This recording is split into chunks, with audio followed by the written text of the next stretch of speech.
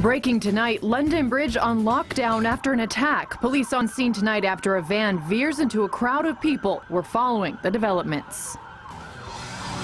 This is KVUE News at 6. You are looking at live pictures right now from the London Bridge. Now, information is still coming in tonight, but here is what we know so far. Witnesses say a man in a van plowed into a group of people on the London Bridge. You can see the heavy police presence there and the crowds leaving the scene. Police also reporting that they have responded to a shooting in the Borough Market and have armed police at the scene. And just minutes ago, ABC reporting a third incident at the Vauxhall area. We do not know if these three incidents are connected. The story is still developing tonight, so we will continue to bring you updates as soon as we get them. Now, this attack comes less than 3 months after 4 people were killed outside the British Parliament. A terrorist plowed into a car into a crowd on the Westminster Bridge before getting out and killing a police officer. So once again, we will have a special report from ABC with the latest developments coming out of London in just a few minutes. But first, here's a live look over Austin tonight and a look at our live radar. We are tracking some rain shower chances.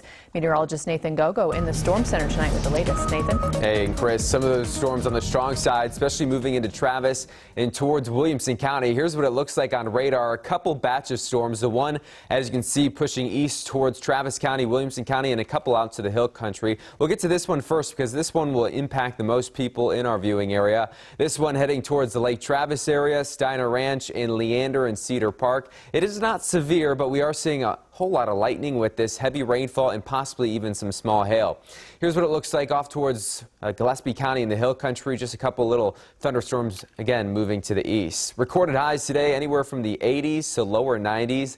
92 in Austin, 84 in Georgetown. It kind of depended where you were because of some of the rain we saw. Cool parts of the air for today in a couple areas off towards the hill country. So here's what it looks like outside. 93 at Bergstrom, 83 at Camp Mabry.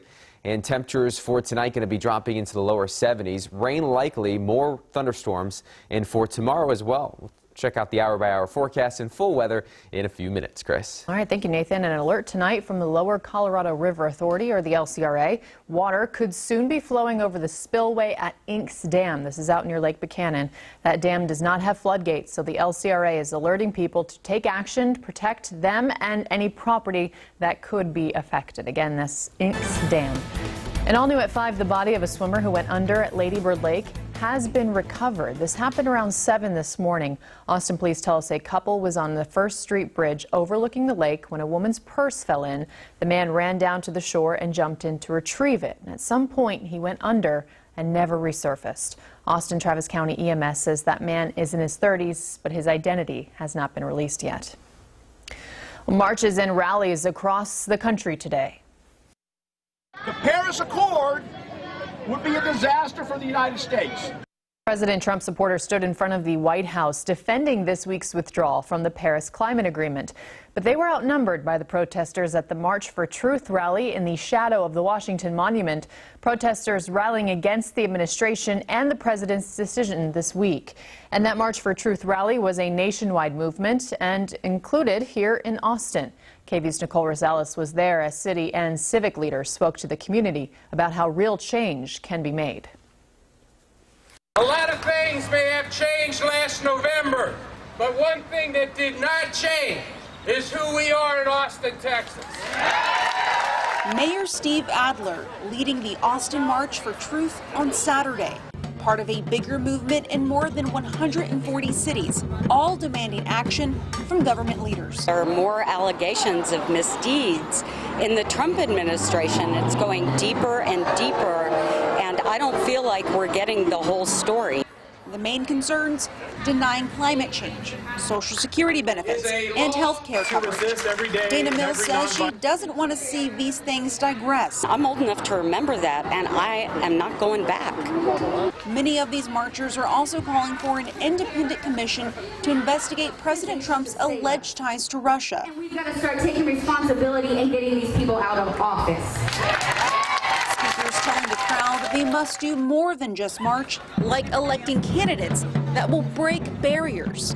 We know that there are transparency issues, we know that there are ethics issues and financial issues that people just feel helpless about them. Maynard Councilman Ryan Stone, who was also campaigning for a spot in the House, says the only way to gain trust back is to be completely open with the public. The truth will always come out. At Austin City Hall, Nicole Rosales, KVUE News. And as for that Russia investigation, former FBI Director James Comey is expected to testify on Capitol Hill this week, but the Trump administration is refusing to say definitively whether they will use executive privilege to block Comey from talking. Well, happening right now, Art Bra Austin just kicking off downtown. Breast cancer survivors will be walking down a runway in one-of-a-kind bras, all for a good cause. KVUE's Aaron Jones joins us now live at the Austin Convention Center with the behind-the-scenes look. Hey, Aaron.